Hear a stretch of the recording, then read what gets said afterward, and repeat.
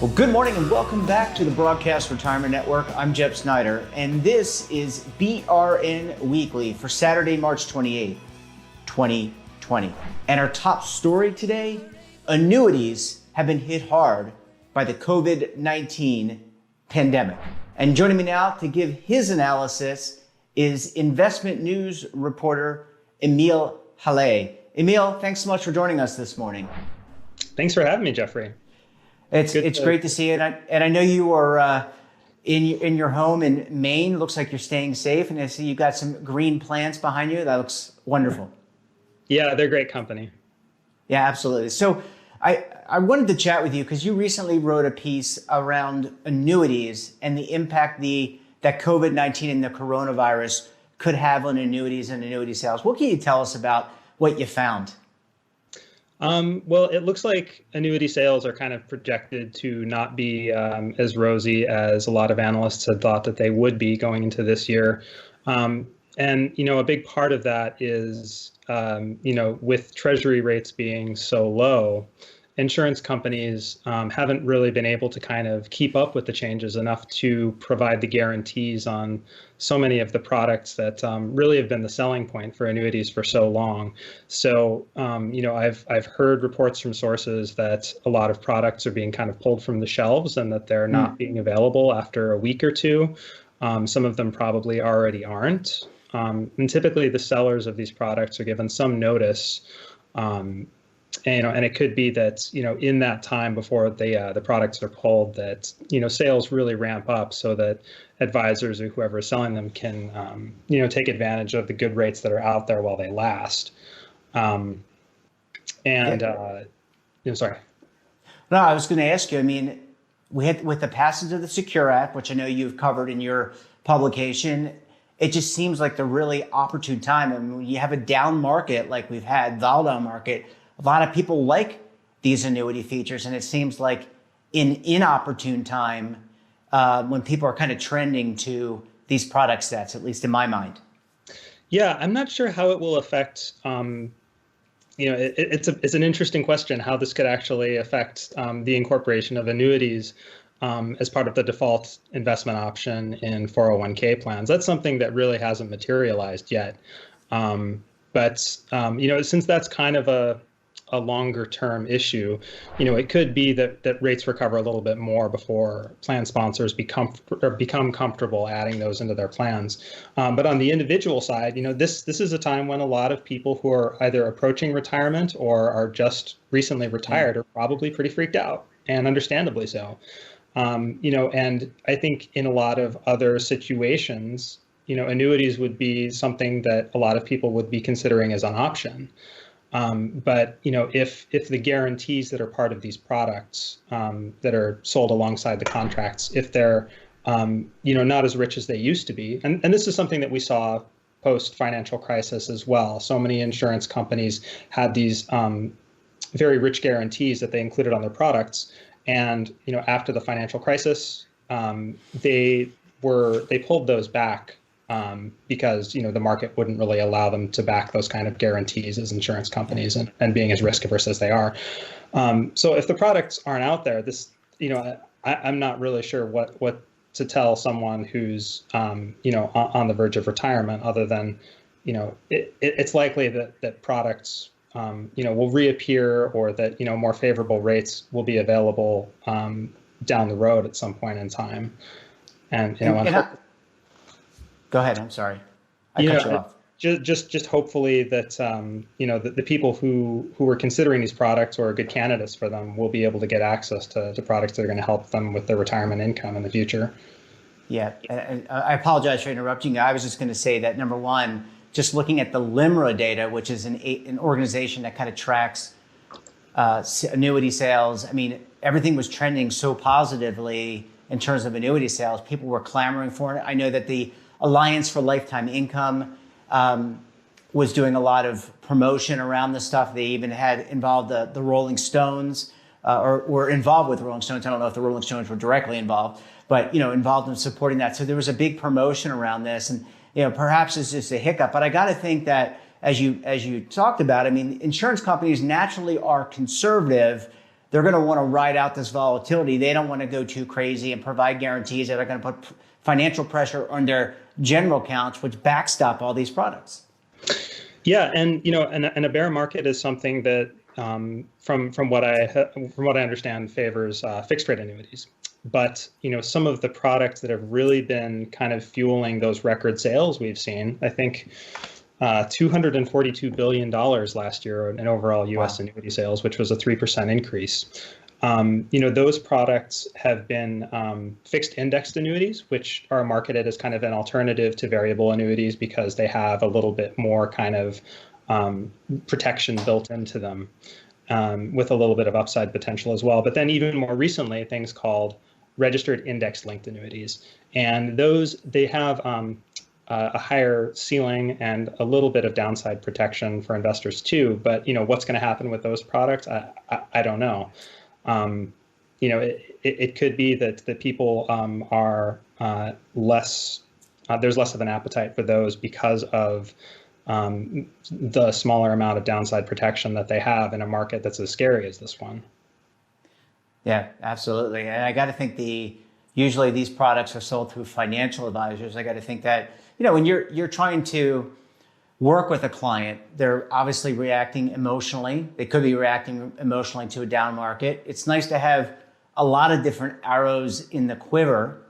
So I got to think they are reacting in a certain way. And I'm wondering also from the asset management industry, so the non-insurance industry, I wonder if new products will come from that side of the house to deal with this, to be available for these near retirees. Mm-hmm. Well, it's interesting. There have been so many different approaches to retirement income that I've seen since I've been covering this industry. And, for a lot of, 401k plans, for example, it's either, a target date fund series that has an in-retirement product that is designed to help people draw down their assets, or managed accounts where there's a little bit more financial advice given to plan participants. But the annuity question, I don't know what we're going to see. There's certainly going to be a quiet period for a while where sales are going to be low, and hopefully, product providers are going to be able to deliver on the kind of products that people actually need. Yeah, I think this is just another example of the disruption that is caused by something with the magnitude of this pandemic. Emil, it's always a pleasure chatting with you. Thanks so much for joining us on the program this morning, and we look forward to chatting you again very soon. Thanks, Jeffrey. Good to be here. Thanks again. Well, thanks, Emil. And when we come back, we'll take a look at our top stories this week. So stay tuned right here on BRN Weekly.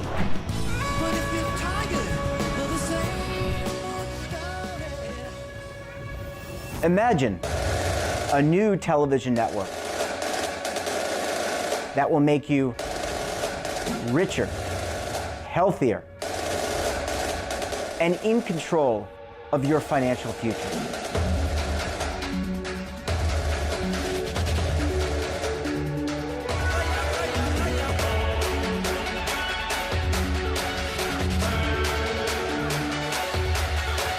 This network is for the policewoman in Nashville, Tennessee, the baker in Dubuque, Iowa, the teacher in Lexington, Kentucky. We want to make the idea of savings and retirement culturally relevant. But what do you see as a defining issue of the midterms? Especially for the smaller businesses. I mean, they are the lifeblood of the American economy.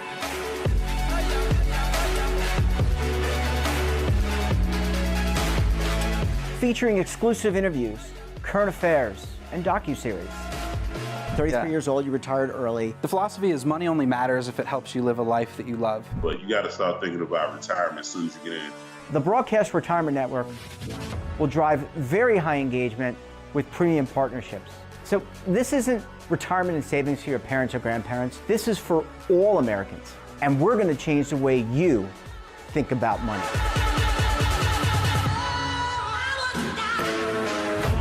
Welcome to the next frontier of retirement and savings. This is BRN, the Broadcast Retirement Network. The windows on our homes, they protect us and the ones we love, but they do much more. At Renewal by Andersen, making your home more comfortable is at the center of every window we make. It's why we custom build our windows in America and install them in as little as 1 day. It's why we build our frames with exclusive Fibrex composite material that's 2 times stronger than vinyl. It's why our glass helps keep your home warmer in winter, cooler in summer, and quieter all year long. It's why we stand behind every window with a 20-year limited warranty. Why not help lower your energy costs while giving your home and family the best? Call 1-800-835-6525 to schedule a free in-home consultation. Buy one, get one at 40% off with this special offer. Plus, get special financing with no money down, no monthly payments, and no interest for 1 full year. Renewal by Andersen, the better way to a better window. Call 1-800-835-6525 now. Welcome back. During our This Week in Finance segment with LinkedIn's Devin Banerjee, we discussed this third stimulus bill in detail. Let's take a look. So full disclosure, as you said, we're filming this on Wednesday of this week. The stimulus bill is moved, I won't say through the Senate, into the Senate, and is hopefully close to an agreement there. But I just want to recap some of the 5 things you really should take away from this bill. And actually, before I get into that, just some context. I mean, this is the largest economic stimulus measure in modern history. If you think about the last crisis, TARP, you might remember, that was about a $700 billion authorization that actually, after Dodd-Frank, went down to about $475 billion. In this package, we're talking about a $2 to $2.5 trillion relief package. So here are 5 things that really everyone can take away from this package if and when it gets passed. The first is these direct payments to Americans. So in the bill is $1,200 in direct payments to taxpayers with incomes up to $75,000 annual incomes, and then it phases a bit lower up to those with $99,000 in annual income. Number 2, a significant expansion of unemployment benefits, so jobless insurance up to a 13-week period, a 4-month enhancement of the other benefits. At the urging of Democrats, this was also broadened to include freelancers, to include people being furloughed but not laid off, and also to include some gig workers. Think about your Uber driver or your Lyft driver. Number 3, of course, federally guaranteed loans to small businesses. This has been really important. But a really important caveat or condition on that is federally guaranteed loans to small businesses that pledge to retain their workers. This was a really important negotiation point. And these loans will actually be forgiven if workers are paid by these businesses throughout the crisis. An interesting bipartisan source of support there was Marco Rubio, the Republican senator from Florida, who worked with Democrats on that provision. Number 4, a $500 billion corporate bailout package. This would be in large part, about $425 billion administered by the Federal Reserve, and then $75 billion in industry-targeted relief, so airlines, hotel companies, et cetera. And some sticking points there in terms of that Democrats really pushed for. So, immediate disclosure of who the recipients of these loans would be. That was really important. And also stronger oversight, a congressionally appointed oversight board to administer the loans from that fund. Also, stock buybacks will be forbidden to the recipients of these loans during the period of the assistance, as well as a year after those recipients receive these loans. Another really important point. And the last one I'll mention, Jeff, which is important, about $100 billion in relief for hospitals and health systems nationwide, as well as billions more for protective equipment. We've seen a huge shortage in that, as well as testing equipment, another really important shortage there. So, it's interesting. All the points I mentioned at the start are around, the state of businesses and their balance sheets. And then kind of that last one points to the actual health crisis that this is, and not so much a financial crisis. So a lot of people are making that point that, these measures are great, but They should probably be larger. Some really smart people coming out and calling for up to $4 trillion in relief instead of 2. And then a lot of people making the point, look, this is all great, but at the end of the day, it's a health crisis we're in, and we need to keep the focus on the health measures that are being put in place by agencies like the CDC, et cetera. So a lot of what I just mentioned, which is this isn't enough. This can provide a couple months of relief and runway for a lot of small businesses, but the hit for them could extend much longer. Also, the predictions of unemployment. There's some really stark and kind of scary forecasts coming out. The one that's going around a lot is from James Bullard, the president of the St. Louis Federal Reserve, who expects unemployment to rise to as high as 30% in the second quarter.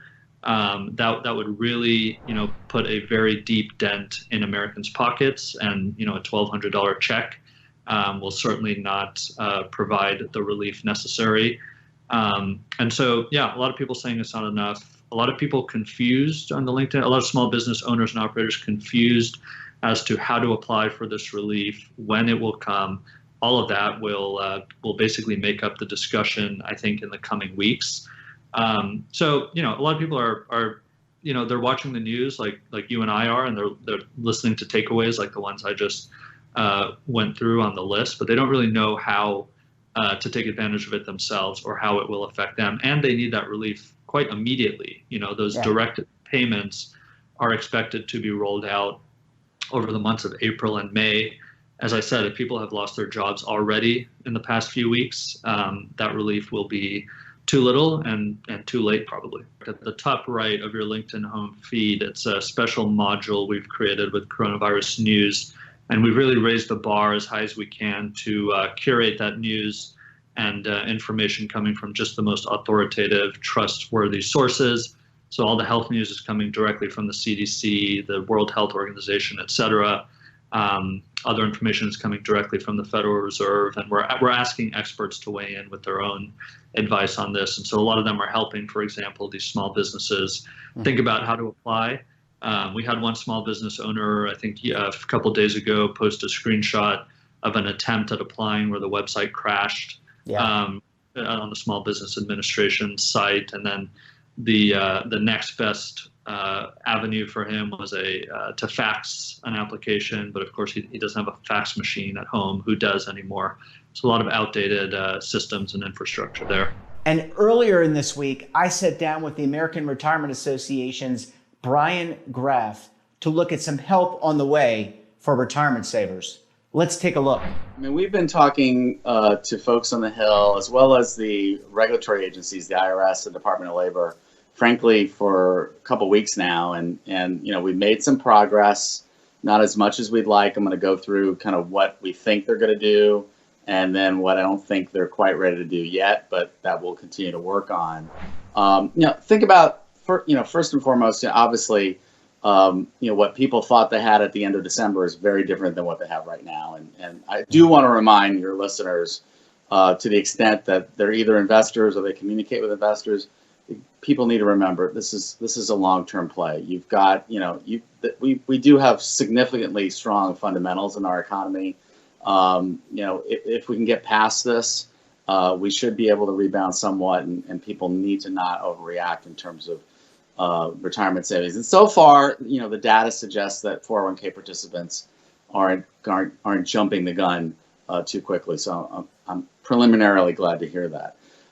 So going back to the specific relief, you've got a situation. Let's take required minimum distributions, right?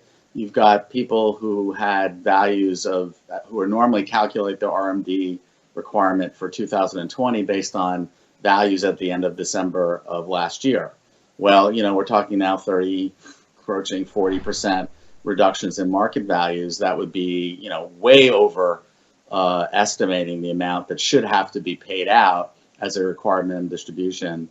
And so, good news is that I'm pretty confident that there'll be a waiver for the 2020 distribution requirement. That should hopefully allow for a reset going forward. And that's something that is currently in the package that Democrats and Republicans are, as always, fighting over. They're not fighting over well, that's not exactly true. There is some retirement stuff that they're fighting over. I'll get to that in a second, but they're certainly not fighting over the RMD stuff. Second thing that they're likely to do is something that they do pretty commonly when it comes to disasters, and that's hardship distribution. So they're going to make it a lot easier for people who are, directly impacted with these, the impact of the virus, either directly, family members, kids not being able to go to school, can't work, all those situations, pretty liberal interpretation of what constitutes a hardship. And so they'll be able to take money out of their plan. There won't be a 10% penalty. And again, this assumes the retirement plan allows for hardships, as many do. Normally, there's a 10% early withdrawal penalty. That'll be waived. And also, we're hoping they'll be able to repay or pay the tax, associated with the fundamental hardship withdrawal over a 3-year period, as opposed to having to pay it immediately. So that will help create a lot of liquidity. Let's put it, it's easier available liquidity to a lot of people than necessarily some of them being able to go to a bank. And frankly, a number of commentators have talked about how important it is to be able to do that. I'm pretty confident that'll be in there. Next is plan loans, making it easier for folks who are impacted to get a loan out of the plan as opposed to a distribution. So what they would be able to do, and this is an option I think people should talk about as opposed to hardship. People sort of jump to the hardship, but if someone who can, who's got continued employment is in a situation where they need some cash, but they'll be okay, 6 months or a year from now, as opposed to taking the money out of the plan and, cashing out now when the market's low, better to, potentially, hopefully take a loan and then be able to pay it back and put themselves in a position where the retirement isn't necessarily hampered in the future. And with the loan situation, the loan limits will be doubled. So the maximum loan will be the lesser of $100,000 or their account balance, and then they'll also be able to defer payments this year and start the loan repayment beginning next year. Moving on, there's relief on defined benefit pension plans that Congress is working on now. That's not in the bill yet. Right. We're debating this right now. A funding holiday for defined benefit plans, but also relief for the situation involving underfunded union plans. That's what the controversy is. They're talking about a pretty significant bailout to the tune of billions and tens of billions of dollars. So that's, I think, one of the controversial points that they're still fighting over right now on the Hill. And what's missing, Jeffrey, I want to highlight this because it's important. Yeah, what's missing? What's missing? Tell us. What we're concerned about is they're not talking about, we're talking about it, but they're not talking enough about defined contribution plan funding relief. They're talking about defined benefit plan funding relief, those traditional defined benefit plans, but 401k plans, we're pushing for funding relief too. There are a lot of companies right now that, made obligations for employer contributions like profit sharing contributions. Right. They're not in a position to make those payments now. Yeah. And we're worried they're going to terminate their plan. So we're pushing hard and will continue to push hard for some type of relief or funding holiday for defined contribution plans too, because frankly, that's the most common plan today, particularly for small business. They have to give a 30-day notice before they can shut off contributions, and then they lose their safe harbor status. Both of those are problematic. First of all, they may not have 30 days to wait. They may need to be able to stop, turn the siphon off right now. So we're trying to get them to be able to do that immediately and then notify employees. Because listen, I'm sure employees, no one wants to shut off matching contributions. They're not doing this, willy-nilly. They're trying to keep the lights on. They're trying to keep payroll being paid. And we don't want the retirement plan to be a burden in a situation where someone is a small business is as dire as that, and we certainly don't want them to terminate the plan. So we're working with both the Hill, we're pushing the Hill, as well as regulators, because the IRS could also do something here too. My colleague Nevin Adams has done some surveying work last week, and working with an economist, they're estimating if this keeps going for an extended period of time, we could be talking about 200 to 250,000 plans terminated. And that would be devastating for the retirement security of working Americans. It wasn't clear from the guidance that came out, but I'm expecting to talk to the IRS this weekend. I'm expecting that they will clarify that, to the extent people can afford it, people will also be able to make their IRA contributions up until July 15th. So it's not just the tax filing deadline. Yep. For those folks who are in the position to do so to reduce their tax liability even more, they'll be able to do an IRA contribution up until July 15th. And I'm expecting them to clarify that fairly soon. The big fighting is over a few things. One, the issue I mentioned over multi-employer plans. I mean, that's, a potential bailout of $50 to $100 billion. So, there's definitely, that's something Democrats want. Right now, Republicans really want the ability to get loans out to small businesses that are potentially forgivable if they keep their employees on payroll. And they, that's an important initiative on the Republican side. And I'm not saying both sides don't want both. There's definitely, both of these have bipartisan elements to it, but they're the primary drivers are on one side on the pensions is the Democrats, and on the Republicans on the small business side. And there's room for an agreement here. It's going to get done. I can't tell you, that's dangerous for me to say around Washington State. I got it. But these situations this is such an incredibly, horrific situation we're dealing with. I think they recognize that from a political standpoint, they don't really have a choice. And that wraps up this episode of BRN Weekly. Don't forget, we're back again tomorrow for the BRN Sunday podcast, where I'm joined by members of the media, academia, and financial services to analyze all the news in retirement markets, technology, personal finance, and so much more. We've got a very special guest, Craig Lazzara from S&P Dow Jones Indices, is going to be joining us. So until tomorrow, I'm Jeff Snyder. Stay safe, keep on saving, and don't forget, roll with the changes.